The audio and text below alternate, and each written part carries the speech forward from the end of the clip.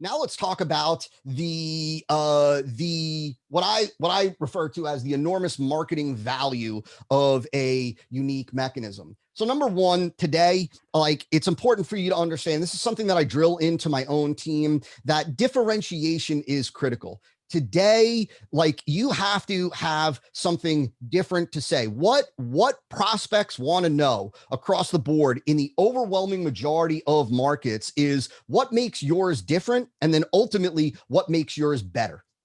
You're going to learn later on today how we use different to get attention, and we use better or superior to produce the conversion, to produce the sale. But differentiation is critical. Nobody seeks out more of the same. Nobody wants, like, nobody's going to try another product or service that is similar to what it is that they've already tried, that they've already experienced, that they already know, that they're already using. Nobody wants an approach that they already know about, that they already understand, that they already have experience with. They want different. When it comes to getting attention, different is better than better. Different gets attention. Better doesn't always get attention. So you're going to hear me talk about, when it comes to the unique mechanism, that the unique mechanism is different and better. Different and better. But differentiation is critical. If all you are doing is bringing the same thing to the market that others are, and hoping that because of your personality or because of your credibility or solely because of your track record or your credentials, they'll choose you, no go. No good. Not today. Not anymore. There was a time when your track record was valuable, or certainly there was a time when how long you've been in business was valuable, right? There was a time in commerce where people looked for the folks, we've been in business for 50 years. Thanks to the internet and technology companies, that is no longer a sought after point of differentiation. Today, what people want to know, the number one thing that prospects want to know, is what's different about your thing, and why is that difference, or why does that difference make it better? Better for me, better for what I want, better for producing the result. Like I said, differentiation solely through experience, no longer effective today. We already said differentiation with a unique benefit, a USP, is rare. And of course, a unique mechanism gives you the ability to differentiate with something new. So you got to understand that, what people are attracted to is new. Nobody wants to know, like, nobody wants what's old. Nobody wants what's dated. They want what's new. And just by having a unique mechanism, it is naturally new to the prospect. I don't mean new as in you just created this yesterday. I mean new to the prospect. New as in it's not something that they've either heard about. It's not something that they've experienced. It's not something that they've tried. It's not something that they've deployed for themselves. Therefore, it is new to the prospect. And so having a unique mechanism gives us the ability to differentiate with something new, which is what your prospects want. This is why people ask you when they get together, right? Or when we used to get together, right? People would say, so what's new? Nobody wants to know what's old. What's still the same as the last time I spoke to you? Nobody wants to know that. Nobody cares about that. They want to know what's new. And it's a weird thing in most markets. I'll tell you, in most markets, people don't even want what's old, even when it is tried and true. Like, it is what it is. After 20 years, 2 decades in this direct response world, I can tell you that people are more enamored with new than they are with old, even if old is tried and true. And so that's one of the beauties of the unique mechanism. It gives you the ability, and this I want you to understand, having a unique mechanism gives you the ability to differentiate what it is that you do while still promising your prospects the same result, the same outcome that your competitors are. See, one of the beautiful things about the unique mechanism is that you don't have to figure out a new promise to make to your prospects. You don't have to try to come up with some whiz-bang promise of outcome, promise of transformation, promise of result. You don't need to do that, because we're not going to differentiate based on the promise, because in most cases, you don't have a USP. So because you don't have a USP, right, we're not going to differentiate based on the promise. We're able to identify what it is that your prospects want. What is the outcome that they want? What is the result that they want? What is the change that they want? Like, what is the problem that they are trying to solve? And what does it look like for them when it is solved, right?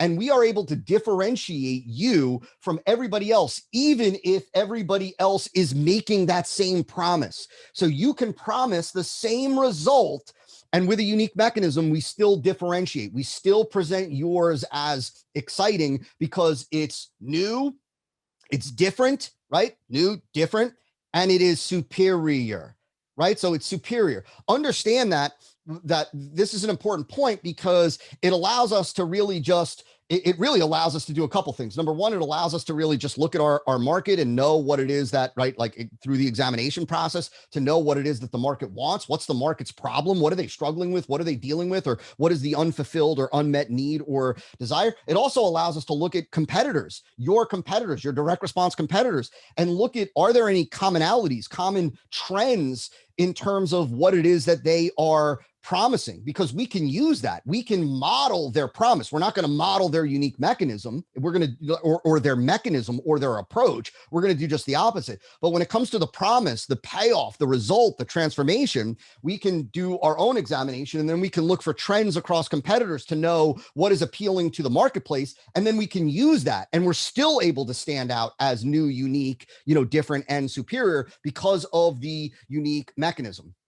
The unique mechanism answers as well, why this, right? Why this, right? Like ultimately what I want you to understand when people say like, why this, why yours, man? Why should I buy yours, right? Why yours, Barbara? Thank you. Why yours? Why yours, Diego? Why yours, James? Why yours, Ted? Right? What they're ultimately looking for, what they ultimately want to hear, what ultimately produces the conversion is that you've got something that is certainly different from the others, but it is superior to the others at giving the prospect what it is that they want. That's what they want to hear from you. That's what produces the conversion. That you've got something, right? You've got something to give them the result that they want. You've got something that gives them the transformation, the outcome, the change that alleviates their problem. That is at the root of marketing. That is at the root of marketing, right? That you have a solution to solve their problem, whether it is an unresolved conflict or whether it is a unmet or unfulfilled need or desire, right? That you've got something to solve their problem. But what they want to know next, right, is, well, why yours? Because there are a lot of people, there are a lot of products, there are a lot of services that are also promising me to relieve that problem. Well, the answer is because ours is different, right? Here's how. Right? It's different. Here's why it's different, or how it's different. And here's why it produces better results for you. Boom. That's the answer. That's the answer that leads to the conversion. And when you can't answer that, when you don't have the answer to that, when the answer is, because I've been doing this for 20 years, right? Well, nobody cares today that you've been doing it for 20 years. What they care about is, how does your thing produce better results for me? How is your thing going to get me the outcome, the result, the transformation that I want? Easier, faster, more results, more consistently. One of those, two of those, a combination of those. That's what they want to know, right? That's what they want to know. They want to understand how and why your thing can give them the outcome better than anything else. The unique mechanism answers that question. It also, and this is really an important point, it also gives your prospects hope. It gives them hope. It gives them, this is where a unique mechanism creates this excitement, this emotional response in the prospect, because it gives them a feeling of hope that maybe this time, maybe with your mechanism, maybe with this thing, this framework, this system, this approach that I haven't tried yet, that I haven't heard of before, that I haven't been introduced to before, that is different from all the others that I've tried and failed with. Maybe this time this will work. Maybe this is what I've been missing all along. Maybe this is the gap, the missing piece. See, in the majority of your prospects' minds, the reason why people buy, and they buy and buy in many markets, especially when it comes to information, products, courses, training programs, coaching, consulting. The reason why people buy and continue to buy is this belief that I'm missing something. is this belief that there's one thing that if I knew it, it would change everything for me, right? That is an inherent belief that people have. That's why people buy. They believe that, right? This could be the thing. This could be the thing. This could be the one thing that I'm missing. This could be the answer. This could fix it all, right? And when it is different from everything else that you've tried, right? And through your education-based marketing content, like I'm going to teach you, you are able to prove why it is superior, right? It gives them hope. It actually gives them hope from the opening of the campaign when you introduce them to, all right, there's a new and different way for you to get the result that you want. And this result, right, and it produces better results for you. It's better than anything else. That immediately creates hope that this could be it. Hope that this could be the answer. And so it's a very powerful emotion that is stirred from the introduction of the unique mechanism. It also allows you to market to more sophisticated markets, which you're going to learn more about this when we cover what's called the promise exposure spectrum. In that, right, like the markets where there are a lot of competitors and your prospects have been exposed to a lot of marketing messages, a lot of claims, a lot of promises, right? And so they're more sophisticated, right? Those folks, typically, the masses of those folks only respond to what we call more sophisticated marketing messages. More sophisticated marketing messages are marketing messages based on a unique mechanism. Unsophisticated marketing unsophisticated marketing message is a message that is based purely on a claim, a promise. Lose weight, right? Grow greener grass.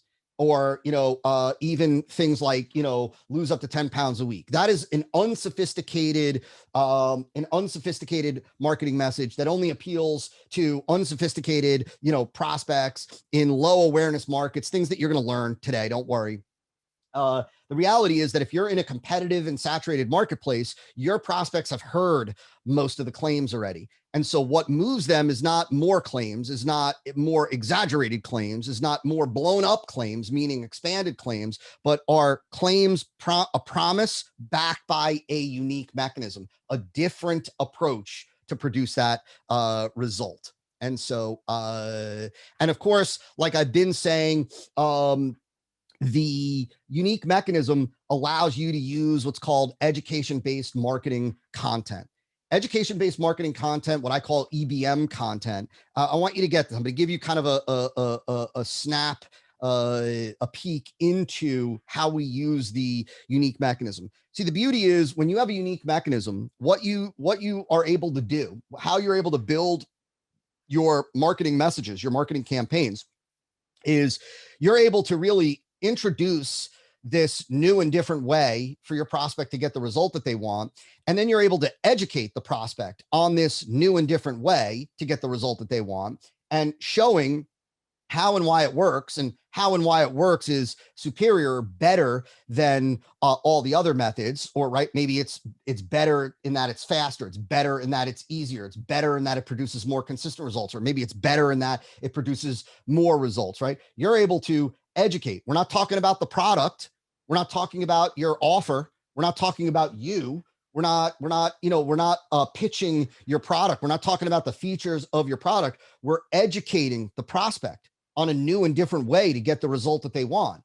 All we're doing is educating them, showing them why it is not only different, but why it is superior. We're teaching them, right? And so we're not pitching, we're not selling, we're educating. But we're educating in a unique way. What I mean by that is we're educating about one thing. And you're going to see this played out. We're educating about one thing, and that is the unique mechanism and the value of the unique mechanism and the value of why the unique mechanism is the superior option for the prospect. And so we're not pitching, we're not selling, we're not talking about a product. So the prospect sales filter is down because we're educating. But the way we are educating, because we're educating about the unique mechanism, we lead the prospect to want the unique mechanism. Once they want the unique mechanism, you'll see that's when we segue into your offer, which is the only place that they can get the unique mechanism, right? And so before you ever even go into the offer, they already want the mechanism, and the offer is the way that they get the unique mechanism. And so one other thing to point out, is this, and this is an important point for you guys and gals, and that is this, that the unique mechanism and the product are not the same thing. So the unique mechanism and the product are not the same thing. The product is what contains the unique mechanism. The product is what delivers the unique mechanism. The product is how the prospect can learn or experience or benefit from the unique mechanism. But the unique mechanism and the product are not the same thing. Let's take, for example, and it could be very subtle, and I'm going to show you lots of examples later.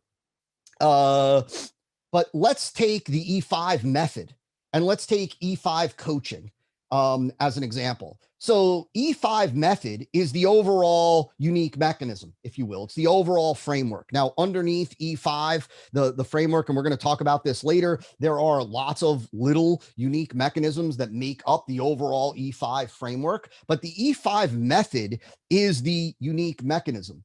E5 coaching is the product. Right. And so when I talk about the E5 method, I'm not talking about the product. I'm not talking about everything that you get with E5 coaching. I'm not talking about my team, and I'm not talking about my curriculum, and I'm not talking about a code. I'm not talking about any of those things. Right. When I'm talking about the E5 method, I'm educating on this unique and different approach, this superior approach to generating clients consistently day in and day out. That's not the same as me talking about E5 coaching. So when you're talking about the unique mechanism, you're not talking about the product. You're talking about what powers the product. You're talking about the reason why the product is able to deliver the result.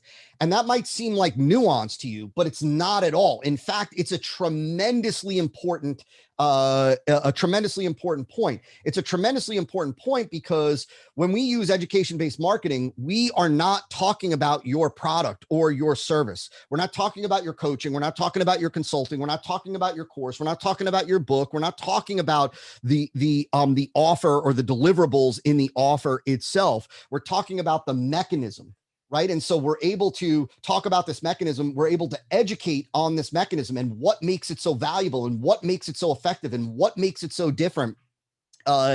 And then once we've led them to see, I understand why that mechanism is the way to go. I understand why that approach, why that framework, why that system is the right way for me to lose weight, is the right way for me to invest my money, is the right way for me to grow greener grass, is the right way for me to alleviate my back pain. I understand, right? At that point, when we segue into the offer, they see the value already of the mechanism. The offer and the product or service in the offer is how they get it. And so that is a subtle point that I want to make sure that you guys and gals grasp. Let me see here a couple questions. Todd, will you go over the methods to discover the unfulfilled needs or unresolved conflicts? Are short of Facebook groups, not much success there. I don't get admin permissions to ask group or could be creating the wrong questions. So we'll talk a little bit about it at the end. Make sure, write that down, Mark, and we'll come back and we'll discuss that for sure.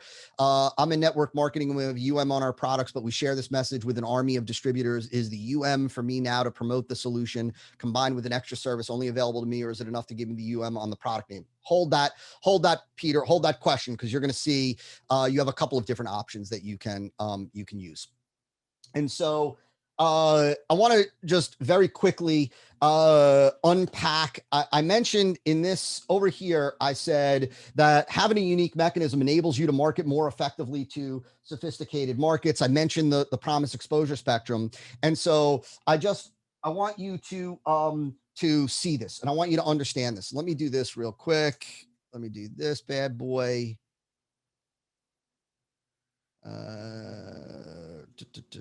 Whoops. Do this. I'm going to bring something up for you guys and gals. Okay. So the promise exposure spectrum is really based on work that was done by Eugene Schwartz, one of the godfathers of direct response marketing many, many moons ago. And this is really the evolution that markets go through as they become more sophisticated. And so, and I want you to understand this because I want you to see the role that a unique mechanism plays. I want you to understand why this allows you to market to sophisticated markets. This will also be really helpful for you in kind of looking at your market and understanding where your market is at. So on the promise exposure spectrum, the lowest level of sophistication over here, we have promise.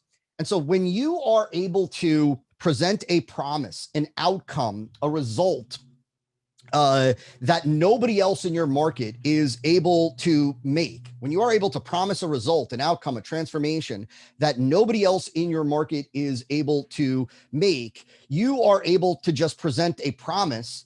And that is enough to be a differentiator, right? Because it's differentiating you because you're promising something that nobody else can.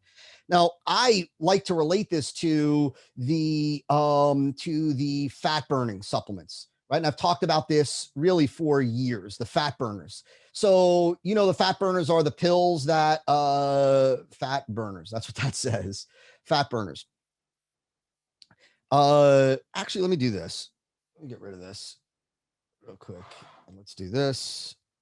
Let me do it this way. This little pen tool, it'll be faster. So this is promise, right? So when the very first fat burner, the pills that you can take that help to speed up your metabolism, when they were first introduced, the only thing that they needed to do was say, take this pill and you'll lose weight. Take this pill and you'll lose weight. And that was enough. That was all they had to say because nobody else had said that. There was nobody else that was promising, take this pill and you'll lose weight. But what happens in every single market is over time, right? Competitors come in, they see what's working for you, let's just say, and they begin to knock it off. That's the nature of the beast. Then we see this evolution where simply just saying, take this pill and you'll lose weight. And let me say this, that whether you take this pill and lose fat, take this pill and lose weight, take this pill and lose inches, that's all the same promise. They're just exchanging words in there, right? What happens is that the market no longer responds to that kind of marketing message the same way. And so what you get is you get this promise expanded. And this is where you see marketers that begin to expand the claim, expand the promise, expand the transformation, meaning they'll say, take this pill and lose 10 pounds, take this pill and lose 20 pounds, take this pill and lose 20 pounds and 10 inches, right? They're expanding the promise. They're enlarging the promise. So that's, lose weight. That's what we're going to say over here. Lose weight. Over here, it is, call it lose 10 pounds, in whatever, in 2 weeks, right? So they're expanding the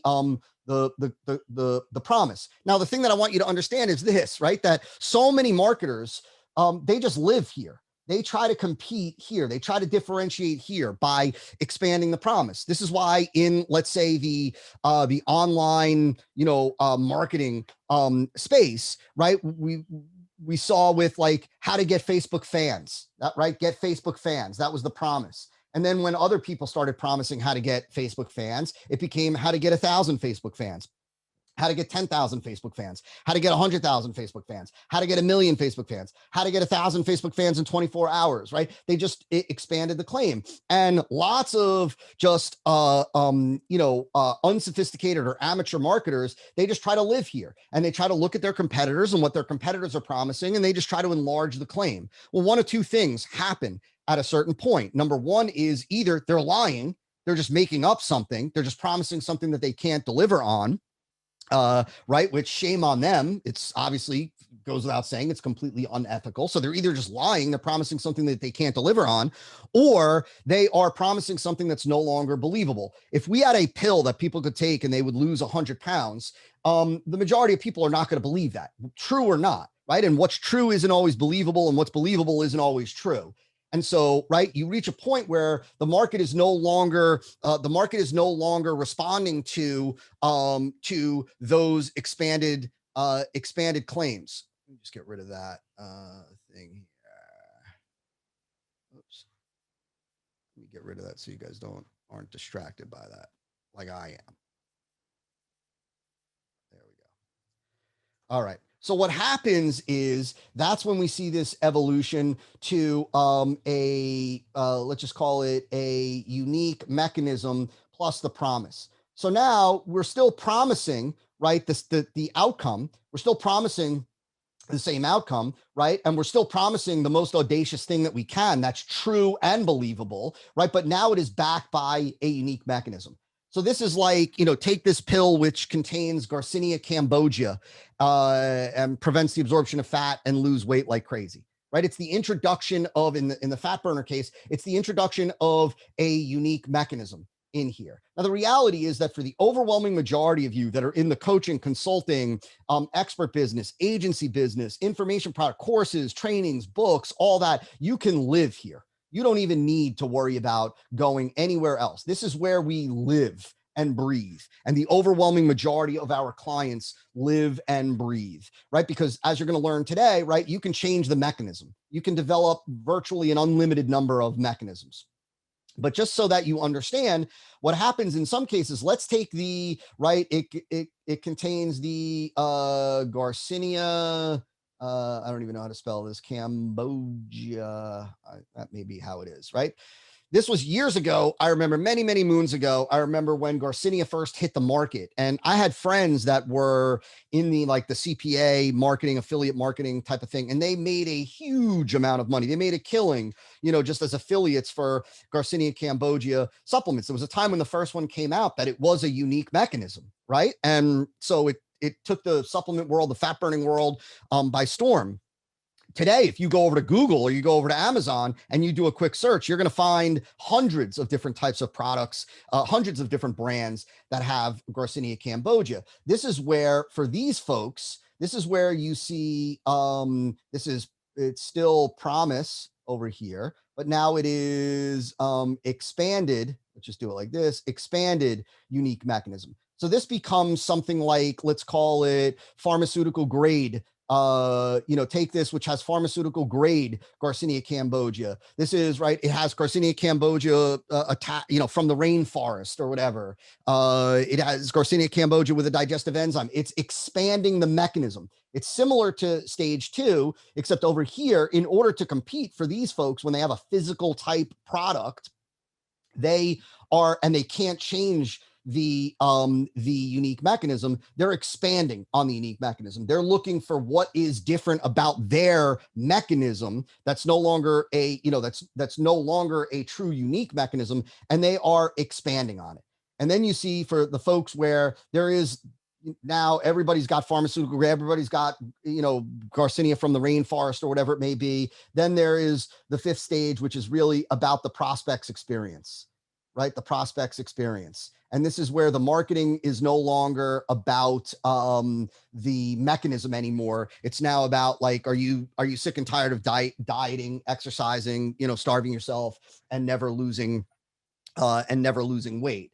And I'm sharing that with you because that is the promise exposure spectrum. And that's the kind of the evolution that markets go through as they're exposed to more and more markets. So marketing. So when you hear me say, or going forward, when you think about like that, there are markets that are more sophisticated than others from a marketing perspective. I'm not talking about there are markets that have neurosurgeons in it and markets that have, blue collar workers. That's not what I'm talking about. I'm talking about sophistication as it relates to what it is that they've seen already. What is it that they've heard already? What is it that they've been presented with already? So you remember all this, and you should start to see these things slowly starting to connect. Remember when I said different?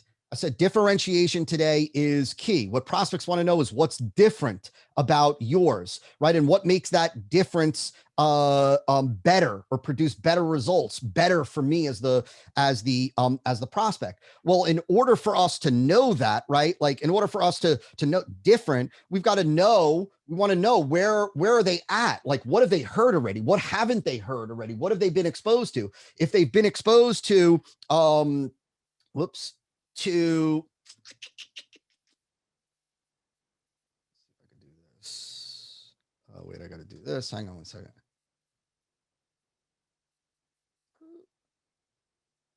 Hang on one second.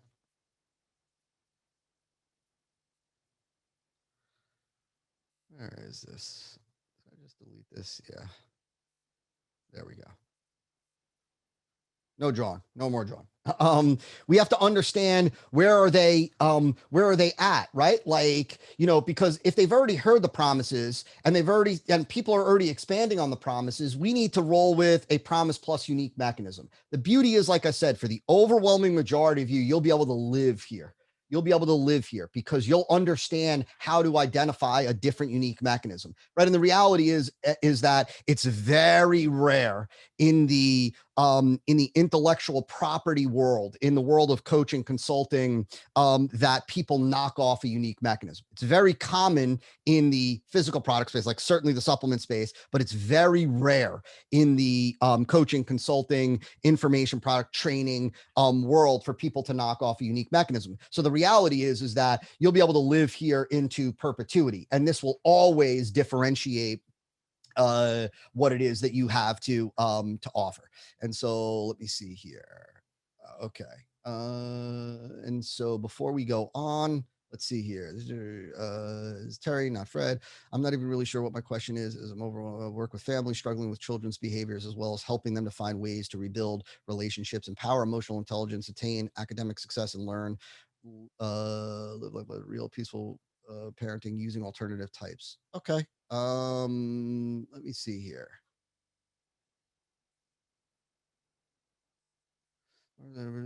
I provide digital visibility for clients via SEO, PR, personalized video, crafting their message like so many others. I have lots of tools. Other than the fact that I'm good at this, how do I differentiate myself? Create my and big promise. Okay, so let me do this for 1 second. Let me take the slide deck off. So I want to make sure that I'm kind of simplifying this as much as I can for you guys and gals. And so the way to think about this is that one of the most common questions that I get asked, very similar to Barbara's question, is this idea of how do I differentiate myself, right? I provide SEO services. Let's take Barbara for 1 second. And hopefully Barbara is cool with this. I provide SEO services to let's say the small businesses. And the question is, well, how do I differentiate myself other than the fact that I'm better than everybody else, like I'm more knowledgeable than everybody else. I've been doing this longer, something like that. How do I differentiate myself? Well, number one, the thing that I want you to think of is this. You don't differentiate yourself, you differentiate your method. You differentiate your approach. So with Barbara, to keep this real, just simple for right now, because we're going to come back and we'll be doing work together. To keep this real simple. So number one, in Barbara's case, what she does is she helps people get found on Google or in the search engines by getting them top rankings, right? Like that's, if we really wanted to boil it, she helps people get found, right? Like the problem that, she's ultimately helping people with is, right, they've got a business and they're not getting traffic. And how do I get seen by people? Like, how do I get people to my website? If nobody comes to my website, nobody's going to buy, blah, blah, blah, blah, blah. Right. And so how do I get found? And Barbara has a process, a system to help people get found by getting top Google rankings, right? Now, Barbara, in the industry, that's what's referred to as search engine optimization, right? Optimizing pages and to get indexed and listed at the top of Google. Now, if Barbara simply said, right, I'm going to use search engine optimization. I'm going to optimize your website for the search engines, using the latest, SEO techniques or whatnot. And what'll happen is you'll get top rankings on Google. What Barbara would be doing in that case is presenting a commoditized mechanism, a commoditized solution. Because if I was the prospect, I could, right, potentially say, okay, so you're right. So it makes sense, Barbara, that search engine optimization is the way to go. Like, I get it. I can make the case that it's free traffic. I would love it if people saw my website listing at the top. Right. But now I have the ability to say to myself, well, maybe there is somebody that a friend could recommend or a friend knows. Maybe there's another search engine optimization company that's local to me that I can go into, right? Like, it opens up a lot of, let me do a little bit of research. Now I could go to YouTube and let me see if, like, there's something else that I can understand about search engine optimization. And so the way that Barbara differentiates herself is not by changing, or excuse me, differentiates what she does, is not by changing the problem that she solves. She's still solving the same problem of helping these small businesses get found, right? By having top Google rankings, if you will. But what Barbara is going to present, and Barbara is going to show her prospect that she's got a methodology of getting a site listed on Google. Her methodology, which she calls just the Barbara method for right now, right? And that's not what we would go with, but let's just call it the Barbara method. It's very different from the typical approach that people use to search engine optimization. And the reason why it's different is because the Barbara method focuses on ... and when done correctly in combination, produces faster rankings because it brings the Google spider to the site quicker.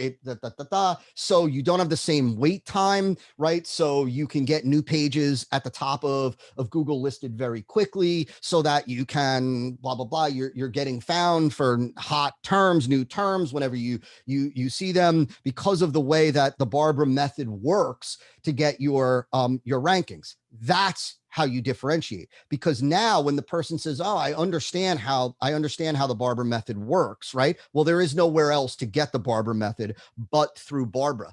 So it's not about differentiating you. It's not about your experience. See, the reality is this.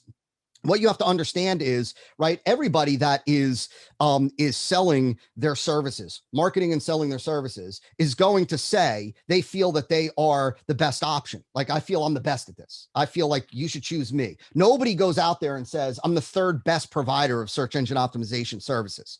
Right. So the point is that that's not a true point of differentiation. It's not a true point of differentiation because it's exactly what your prospect expects you to say. Of course, your prospects expect you to say that you're great at this, that you've got a ton of experience. That's what every vendor says. Every vendor is like, we get extraordinary results. I've never interviewed a vendor for anything and had them say, yeah, we're average, we're decent, we're not as good as some of the others out there, but we're never, ever, right? And you guys know that.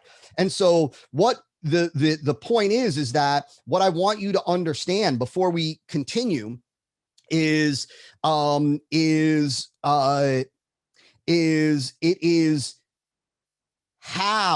you deliver the results. So if it's SEO, right, and you're going to see this, we're going to get to this. So a lot of these questions you're going to see are going to be answered when we get to uncovering what your mechanism is, because there's a part that a lot of folks just miss, that don't understand, that I believe that when you understand this, you're going to see it. And so a lot of these questions, I'm not putting these, I'm not ignoring these. I'm just putting these off for a bit because you're going to understand this, right? That the question isn't, all right, all I do is I provide SEO services, right? It's, well, what do you do?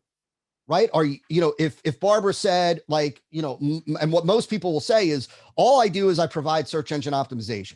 Okay, well, I understand that that's the outcome of what it is that you do, but tell me, what is your method for search engine optimization? What is your process? What is the first thing you do? What is the second thing you do? Why do you do the first thing first and the second thing second? Why do you do these 6 steps? Why do you do them in this order? Why don't you do 7?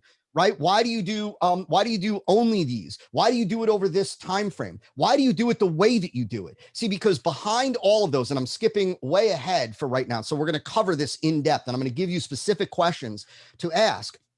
But all of those questions uncover why you do what you do. And the reality is that when you think about this, why you do what you do what you do because you believe it's the best way to do it.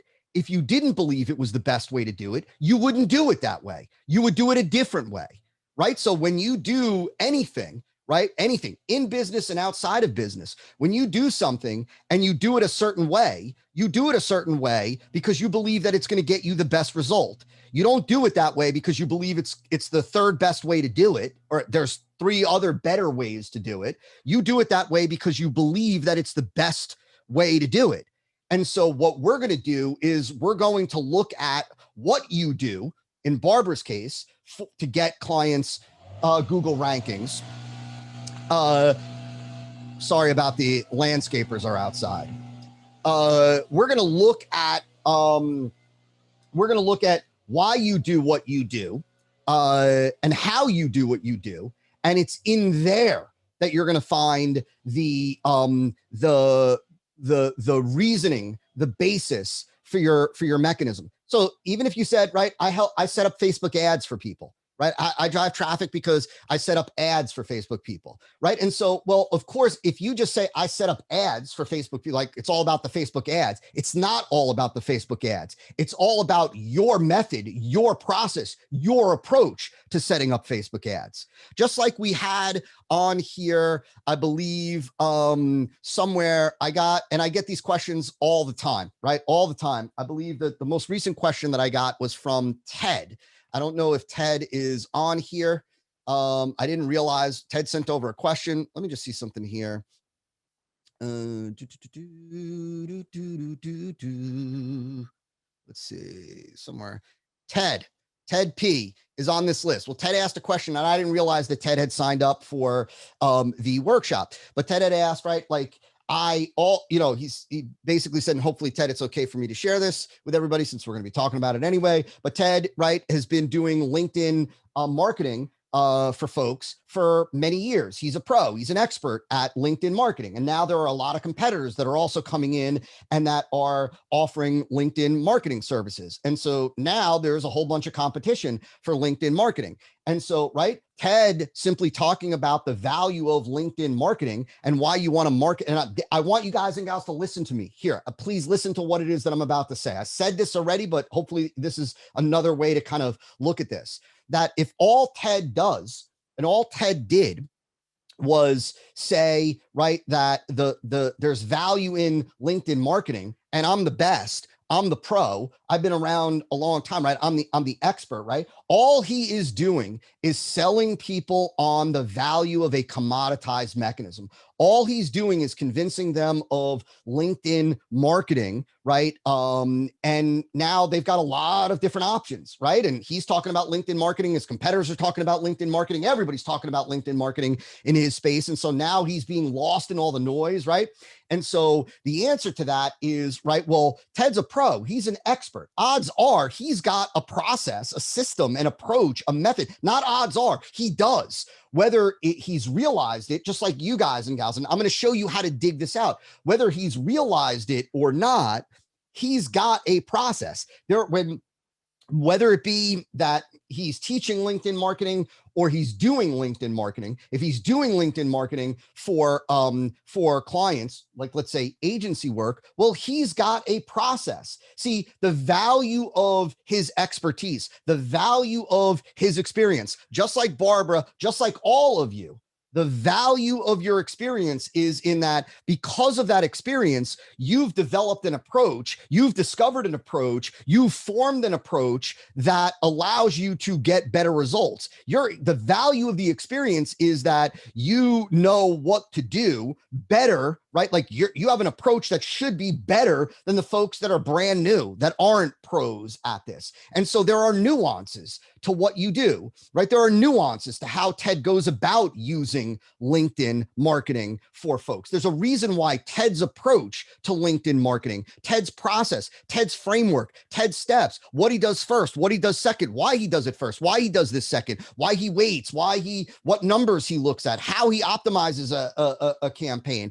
what is the copy that he uses with clients, why does he use that copy? There's a reason behind every one of those things. And it's that process when we uncover it, like I'm going to teach you, when you uncover it, that becomes the reason why Ted is able to get the result for clients that he's able to get them. And so what Ted is then able to do is he's able to present, there is a different way for you to go about LinkedIn marketing or for getting traffic or getting sales or whatever it is, referral on LinkedIn, right? Very different from the typical approach that people use to LinkedIn marketing, right? This is what's called blah, blah, blah, blah, blah. Still talking about LinkedIn, still talking about getting traffic or referrals or sales from LinkedIn, still talking about solving the same problem, right? But now Ted is showing that he's got a different approach. He's creating an apples to oranges comparison. While others do this and others leverage this, the reason why Ted's method, why his process, why his mechanism works is because of the nuances of how he does it, of what he does, of when he does it, of where he does it, right? It's that method. See, every single one of you that that teach anything, you have a process. You might not realize it. You might not have formalized it. You might not have identified it. You might not fully understand it, which is really, and we're going to cover this in depth, which is the biggest issue that people miss, or the biggest element that people miss when they try to reverse engineer the strategy of the unique mechanism. They just don't understand that it starts with uncovering what the mechanism is, right? What is the approach? So when Barbara says, right, like, I do SEO. How do you do SEO? What is your approach? What's your system? When Ted says I do LinkedIn marketing, right? It is, well, how do you do LinkedIn marketing? What is your process? What is your approach? What is your system? What's step one? Why do you do step one? What's step two? Why do you do step two? Right? Why do you do step one first and then step two? Why do you do it over this time frame? You look at XYZ. Why do you look at XYZ? Why do you look at XYZ first before you do this step? All of those things. See, all of those things, what that does, and you're going to see all these questions to ask to identify the mechanism. All of those things uncover for you what your method is, what your process is, but it also gives you the reasons why you do it this way. And those reasons are because it's better, right? Because it's easier, because it's faster, because it's simpler, because it produces quicker results, because it produces more results. See how, and we're going to get to that when we talk about interrogating what's called interrogating your mechanism. So, and Barbara, I'm going to explain that to you. So again, that's coming at the end. Most of these questions, like I said, I'm going to address them. Have no fear, like it's covered. And so I'll explain to you how you share the process without giving away the process. We have a unique mechanism that the competition doesn't have to assist pets in managing stress, and see how all their, so hold that. What do you think about this? And hold that to, I'm going to get to you guys. I'm going to open it up and we're going to talk, one-on-one while everybody listens. And so have no fear. I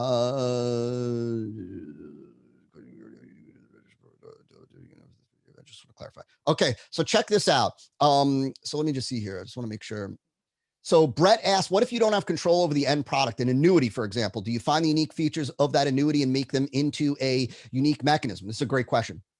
For example, using artificial intelligence index in the annuity. The other option would be on the method angle. We've used the concept of scientific retirement. So very smart. Great question, Brett. And I love the thinking that you have here. So there are a couple of different options. So let's take, for example, right? So Brett's question of, well, because I have a ton of clients like this, where like we provide an annuity. We're financial advisors, or we help people get set up with, let's say, a particular insurance product, right? Or we help people get set up with a particular, like an annuity, right? An investment vehicle. And we have no control over the investment vehicle. The annuity is the annuity, or the insurance product that they wind up with in the end is the insurance product, right? We're just a broker. We don't have control over that. So how do we create a unique mechanism, or how do we develop a unique mechanism?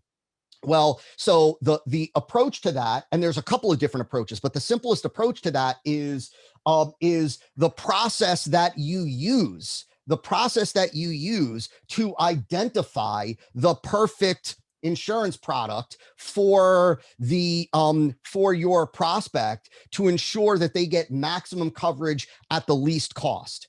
Right. And now what you're doing is you're saying your unique mechanism is to get them set up with the perfect, let's call it insurance product for their needs, for their budget, with your process of identifying their needs, your process of assessing the different insurance products, your process for weeding out the different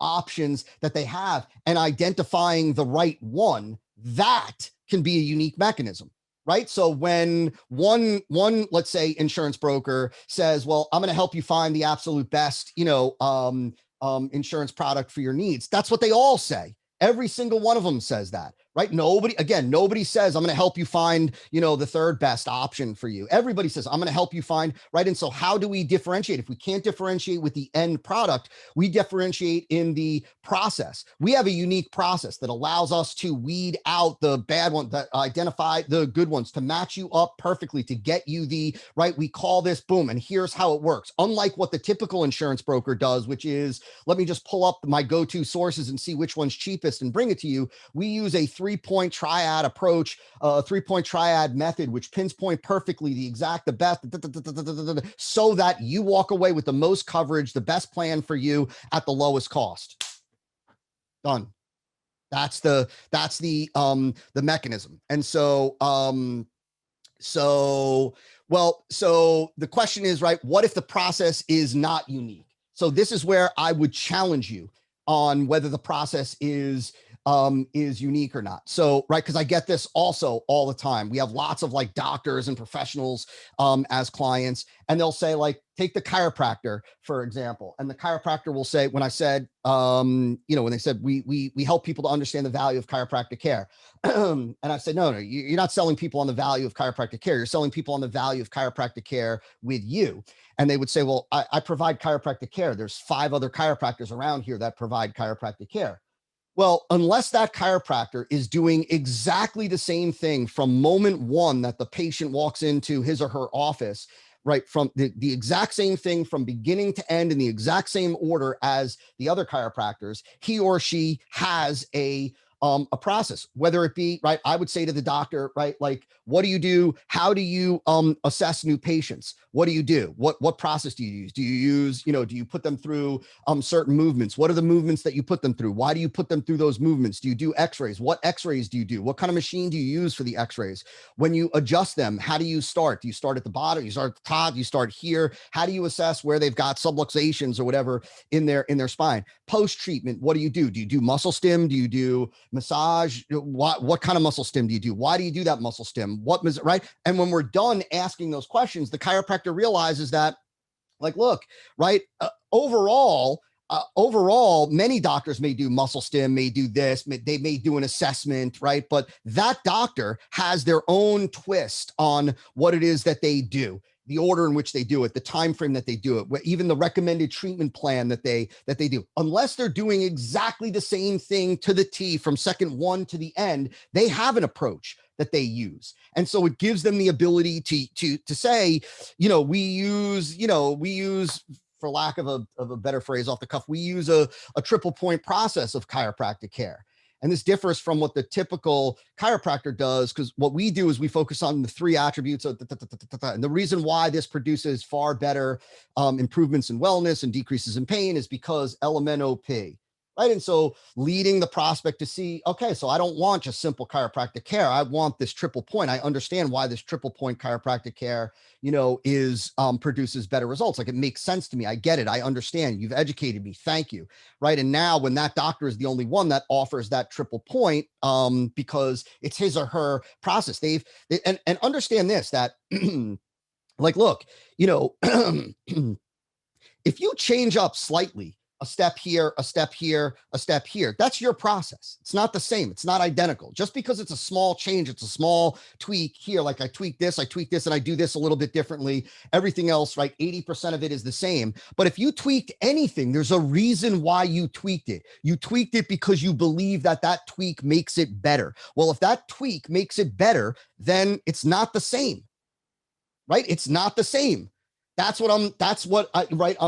want you guys and gals to understand that, you, just because you say, well, I deliver chiropractic care, and lots of people deliver chiropractic care. Well, when we dig in, how do you deliver chiropractic care? What do you do? What do you do first? What do you do second? How do you assess them? Why do you do it that way? Right? You're able to identify the different aspects of what it is that you do. And when you dig the right way, or when you interrogate the right way, as I'm going to teach you, you're able to very quickly uncover these things. And so you're going to learn that.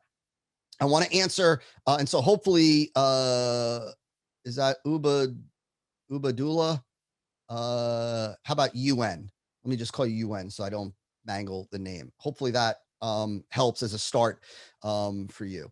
Let me just see something here. So same promise, but the method works better. Doctor, I know that I think this was Terry. Terry, so to answer the question that was popped into the chat, I'm sorry, I'm just going back and forth between the chat and the little Q&A area. So your method is different from everyone else's, and the method is better at producing the result. Correct. That's the answer, right? So that's the difference, right? The difference is that, like, right, because we're able to identify what do they want, knowing that there are going to be lots of people in the marketplace that you're competing with, especially in crowded and saturated markets that are promising the same outcome. At the end of the day, what your prospect wants is the result, right? They want the result. And of course, they want the result either faster, easier, they want a bigger result, they want a more consistent result. We're going to talk about that for your particular market later, but they want the outcome. So what they want is the outcome. When we identify what is the outcome that they want, and we see that there are others that are also promising to give them that same outcome, that same result, that same payoff, we differentiate with the mechanism. Our mechanism is not only a different way to get that result, but it's a better way to get the result. It's a better way. It's a better solution. It's a better path. It's a faster path. It's an easier path. It's a more consistent path. It produces better results than the other options, right? And remember, what prospects want is they want the best solution. They don't want the second best. They want the best solution. And so what they're going to, like, if you just say mine's the best, why? Right? That's the quote, like, mine works the best. Why? Because I'm an expert at this. Everybody says they're an expert at this. Right? Like that's not giving an answer, right? That's not like there's nothing to hang. Everybody says that. And so if you say the same thing that everybody else is saying, there is no differentiation, right? Then it becomes like I'm choosing between apples and apples, right? Well, ours is right. It's better because, and I'm going to show you how to present the because that comes from the interrogation. Why do you do what you do? Why do you do it first? Why do you do it second? Why are you doing it the way that you're doing it? Those answers we're then going to use to explain why yours is better. And so hopefully that makes sense. I want to answer one more question over here, which is the value of LinkedIn marketing should still be in the EBM content. Correct. So, so somebody asked a question, not sure again who this is, anonymous. Then I'm going to get to Devanan's question, which is an awesome question. So Ted would teach the value of LinkedIn marketing and his The value of LinkedIn marketing would still be in the EBM content. So this is a great question, and I want you to hang with me. I'm going to answer the question now, but you're going to understand this fully by the time that we're done today. So it depends. So let's say that, and I want everybody to listen to me. So the question was, so Ted, remember we were talking about Ted. Ted teaches, let's say he teaches LinkedIn marketing and right, but he teaches his method of LinkedIn marketing, his process, and his process is better than the typical approach that people do with LinkedIn marketing to produce results. And there's a reason why that Ted's going to present that you're going to learn how to do, right? And so the question is, so Ted would explain the value of LinkedIn marketing and his unique mechanism in his marketing campaign. It depends. It depends if Ted is talking to people that already understand the value of LinkedIn marketing, or if he's talking to people that don't know the value of LinkedIn marketing. So if Ted is talking to, let's say Ted was asked to go and speak in front of a group of small business owners, and they were kind of novice business owners, and they were there to learn how to use the internet to grow their business, let's just say, right? And so kind of novice, unsophisticated folks. So before they care, and listen to me carefully, before they care that Ted has a different and better way of getting results from LinkedIn, they need to understand why LinkedIn is the best platform for them to use. Right? So because if he's talking to those people that don't yet understand the value of LinkedIn, they're novices, they're totally, they're starting from square one, let's just say. Well, and all Ted did was explain that he's got a different and better way to do LinkedIn marketing. He may lead prospects to realize, wow, this method of LinkedIn marketing, like this method of getting sales or generating traffic or referrals or whatever it is, leads from LinkedIn sounds amazing. It sounds unbelievable. But right, what about Google? Shouldn't I start on Google? Or what about Facebook? Or what about Twitter? Or what about, Clubhouse or one of those crazy things? Like, right? So if he's talking to those people that don't yet understand the value of LinkedIn marketing, yes, he has to get buy-in on LinkedIn marketing first. And then, right, like he'd say, but the beautiful thing, right, once like LinkedIn, and it's not LinkedIn marketing, it's LinkedIn as the source. Like LinkedIn is a great, he would get them to recognize that LinkedIn is a platform where they can get a ton of leads, a ton of when done right. And the single best way to do it is with what's called the triad approach to, right? And I'm just making this the triad approach to, and here's why it works. Here's why it's very different from the typical approach and why it produces better results on LinkedIn. Boom. Now, when TED is done, they understand the value of LinkedIn and why it's the platform for them to use. And they understand why TED's method is the best way to use LinkedIn to get those results.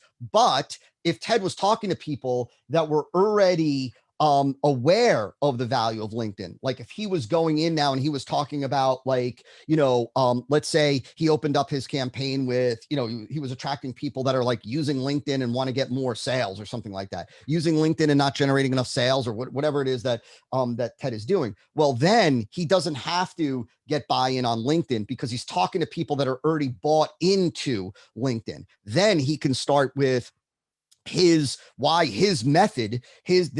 there is a different way to use LinkedIn, and this different way is producing results far superior to the others, and here's why. And then TED would use what it is that he's going to learn to explain that.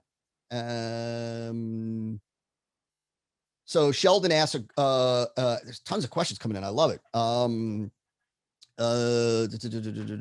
Yeah. And so see, Ted said many of his clients come to him after failing with competitors. That's almost like the perfect storm for a unique mechanism, Ted, because right, the beauty is that they've already tried LinkedIn marketing. And listen to me, everybody, get this, right? They already tried LinkedIn marketing. They already went to Ted's competitors. They already tried LinkedIn marketing. Now imagine Ted goes, I'm going to teach you LinkedIn marketing, right? And I'm better than, they're going to say, I've done it. I've tried it.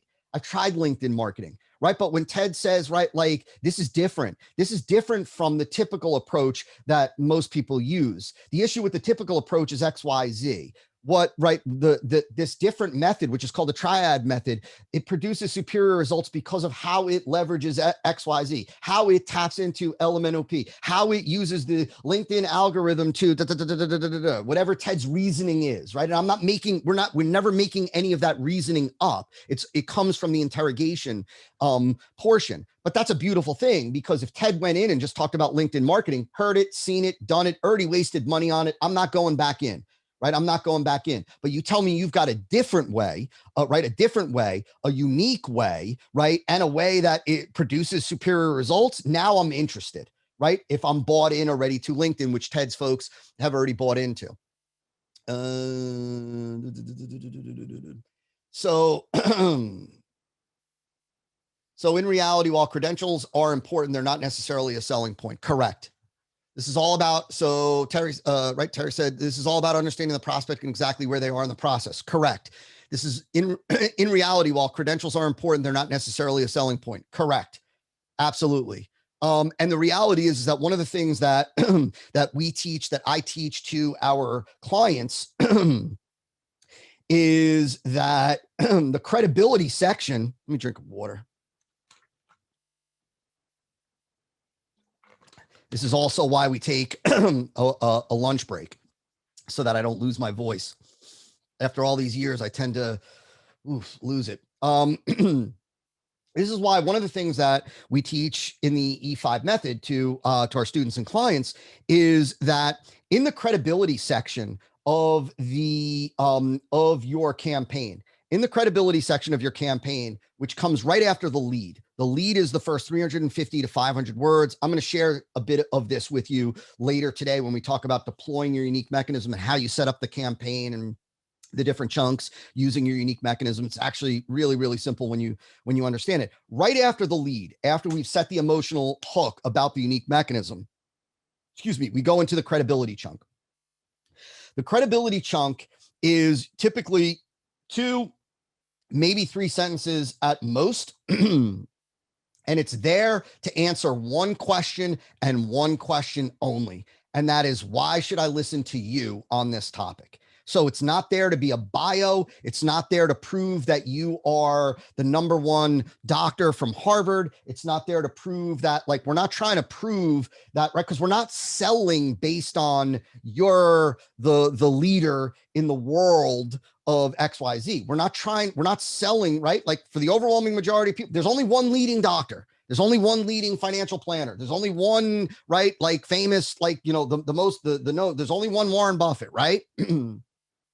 The beauty is that you don't have to, you're not trying to sell based on your credibility. You're just showing them, this is why you should listen to me, right? This is the only reason why you should listen to me on this topic. And there is a variety of different ways that can be done and demonstrated. And so, so Sheldon, what if I don't have sound authority status? Does your unique mechanism will still be able to cut through the noise and affect higher conversion rate? Without question, because it's not based on your status. Like, certainly, look, let me be crystal clear for this for time purposes. Having authority status and having authority status, having celebrity status, having, whiz bang, credibility, status will certainly aid the conversion process. It certainly helps, right? It certainly adds to it for sure, without question, but it is absolutely positively not necessary or unnecessary when you are using a unique mechanism. So there are, right, because you're going to understand, you're going to learn by the time that we are done that you're presenting a different way for the prospect to get the result, a different way that is superior, and you're going to give the reasons why it's superior. So they're not resting. You're not pitching a product, making a bunch of claims and just having those claims of benefit rest on how much of a celebrity or authority or a credible expert you are. No, we're actually presenting the reason why it's superior, the reason why it works quicker, the reason why it is easier, the reason why it produces more consistent results. Maybe one of those, two of those, a combination of those, as you're going to learn. And so you don't need, it's not about your, right? Like, if you were only making claims, which I don't know why somebody would do that. If you were just making claims about how great your product is, if you were just pitching, right? Well, then certainly your status, your credibility becomes that much more critical. But when you are using a unique mechanism and you're presenting it like I'm going to teach you with education-based marketing content, it's not about your status. We're just, again, that credibility chunk is there just to answer the question, why should I listen to you on this topic? That's it. That is it. That's all she wrote. So even in my own marketing, my own campaigns, like when I create a campaign, when my team creates a campaign, you see that my little credibility chunk, while I could give pages of stuff, is 2 to 3 sentences. That's it. Because all they want to know is, why should I listen to you? Why should I listen to you? What credibility do you have in this area that it makes it okay for me to listen to you on this? We're not trying to prove that you're the best. We're not trying to prove that you're better than everybody else. We're not trying to prove that you are #1. We're not trying to prove that you're a celebrity. We're just answering the question, why should I listen to you on this topic? I want to go back to, one question. And I'm going to get to everybody's question, so have no fear. Let me do this. Let me get rid of this. Get rid of this. I should have been deleting these things. Just give me 1 second.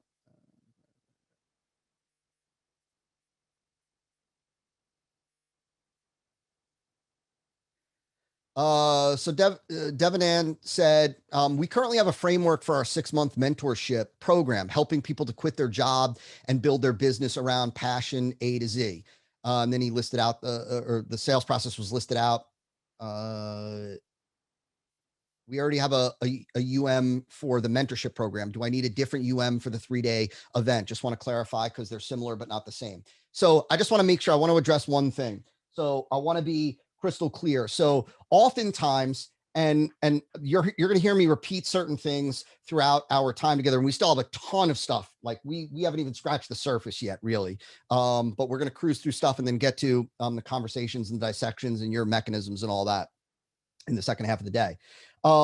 So one of the things that I hear often is folks will say, so let's take this. So we teach people how to quit their job, and let's say we teach people how to quit their job and build a passion, build a business around their passion.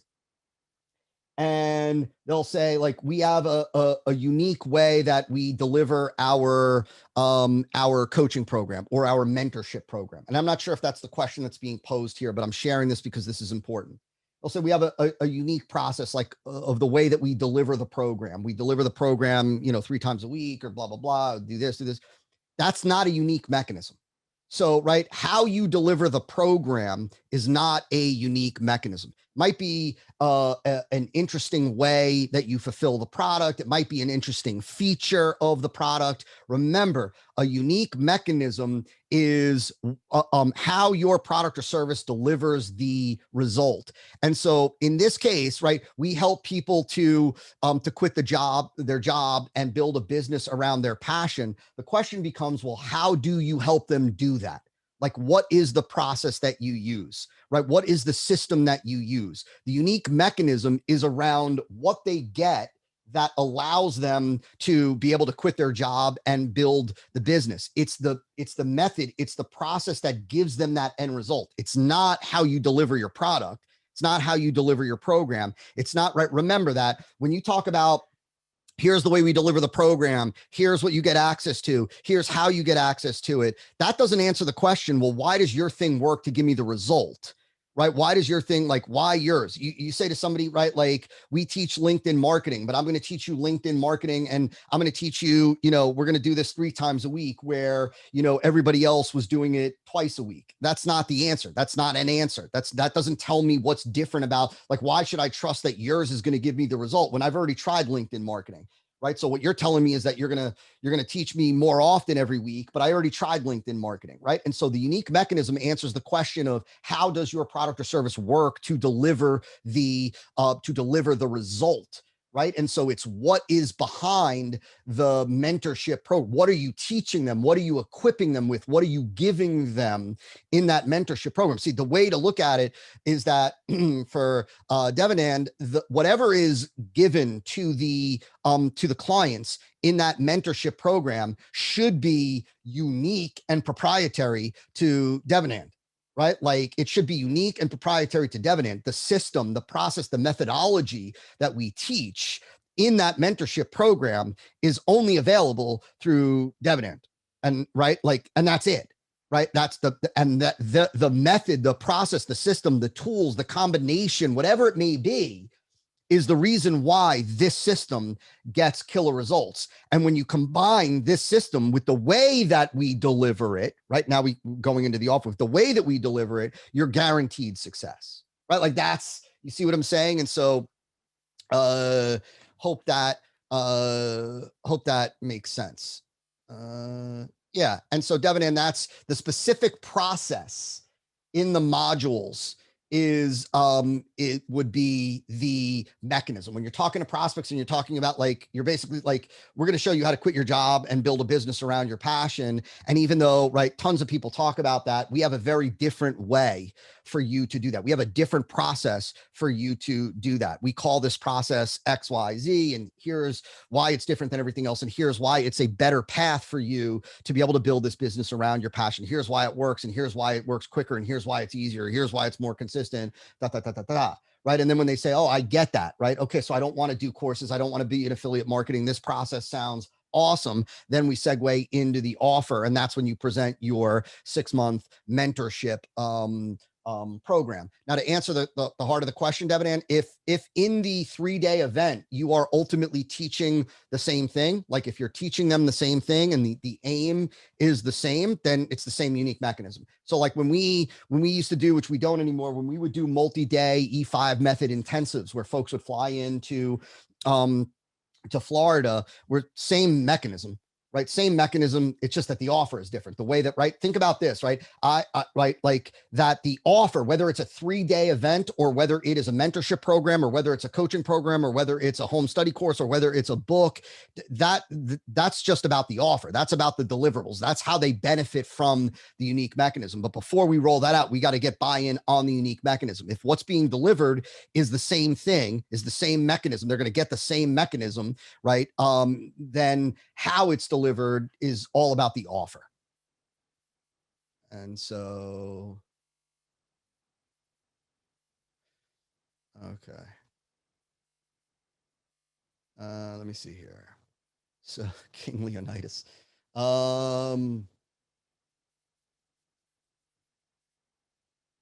Got it. Dev is the boss joining. This is Bronze. What an awesome name. Joining the media.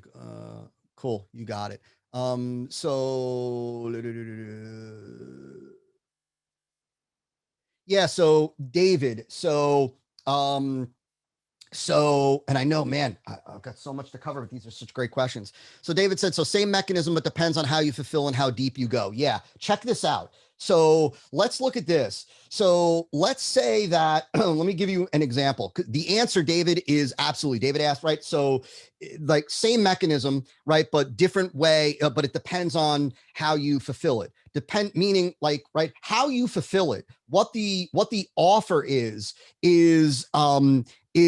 really almost irrelevant when it comes to putting together the marketing, the bulk of the marketing message. When it comes to using and deploying your unique mechanism, the offer is almost irrelevant. Let me give you an example. Let's say I wanted to, let's say I was selling a 2-day, a 2-day E5 intensive.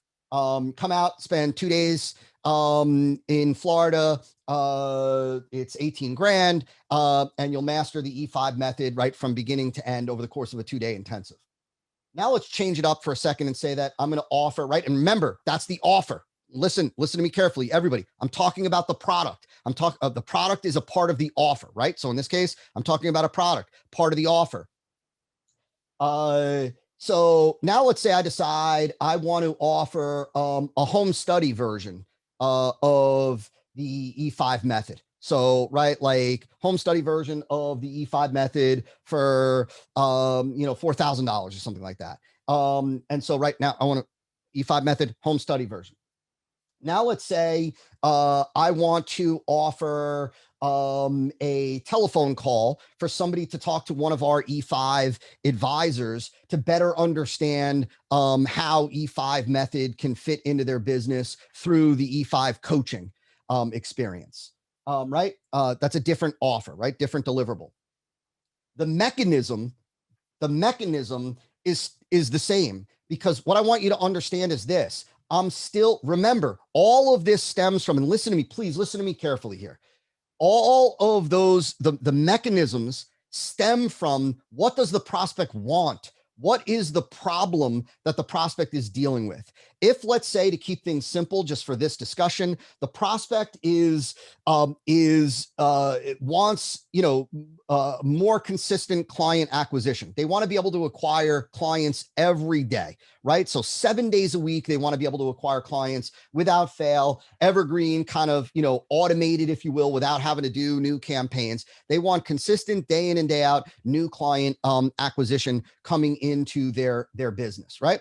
Well, the reality is that the E5 method is the absolute best method for doing that. Okay. It's let's just say, right, to use the expression that we've used up to this point, it's the best method. It's the best way. It's the superior method, right? So regardless of whether the offer is going to be for the home study program, the 2-day intensive, or E5 coaching, my campaign argument, my campaign message, the 75% of my marketing campaign that comes before the offer is identical. is identical. I am getting buy-in on the unique mechanism, the E5 method. I am showing prospects why the E5 method is not only different, but superior to every other method when it comes to consistent client generation. I have to do that and get that buy-in regardless of whether I'm offering a book, a 2-day intensive, the home study program, or the E5 coaching. Regardless, it's the same mechanism. The only difference between those is how it's fulfilled, right? So of course, when I come to the offer portion, and now I'm going to talk about the deliverables, what you get and what it'll do for you, like with, like let's say, right, there'll obviously be different features, if you will, different deliverables with those different offers. Obviously with E5 coaching, right, you get access to me, you get access to my marketing director, you get access to my tech guy, you get access to this, right? You get your questions answered Monday through Friday, you get this, you get your own coach, whereas with the home study program, you don't get those things. You're going to get other things, right? You get access to it, blah, blah, blah, blah, blah. But everything else leading up to that, right? My job is to create demand for the E5 method first and foremost, because whether I'm offering it as a 2-day intensive, whether I'm offering it as a coaching program, whether I'm offering it as a masterclass, my job is still to get demand for the E5 method. I want them to want the E5 method before I give them the opportunity to get it. And they can get it through the masterclass. They could get it through the 2-day intensive. They could get it through the E5 coaching. It's just that there are different deliverables, different benefits, different aspects to each of those different offers. The only thing that changes in those instances is the offers. I'm still getting buy-in on the method, on the mechanism first, before I present. Think about it this way. Think about it this way, gang, right? The offer is the opportunity for them to get the mechanism. The offer is the opportunity for them to get the mechanism. The offer, our job is to make it brain dead simple for them to say yes to get the mechanism. That's the job of the offer. So if the job of the offer, ultimately, the offer is what gives them the opportunity to get the mechanism. Before we go into the offer, I want them to want the mechanism. So if in the offer, they're getting the mechanism just in different formats, different ways of it being delivered, I still have to do the same thing. So there's no difference in the 75% of the campaign for about the E5 method for a 2-day intensive compared to E5 coaching. Same thing. The only thing that changes is what I talk about during the offer, because there are different deliverables that come with each of those different components. That's it. You got it. 75% of my marketing campaign is always, when talking about when I'm offering the mechanism, when you are offering the mechanism, right? The first 75% is always the same, right? The offer can change, right? But if the offer, remember, the offer is the fulfillment of the mechanism. The offer is how they get the mechanism. Therefore, if the offer changes, right, and the way we're delivering it, right, is changing, but it's still giving them the mechanism, what we do in the first 75% is the same. And you're gonna learn that. You're gonna see this.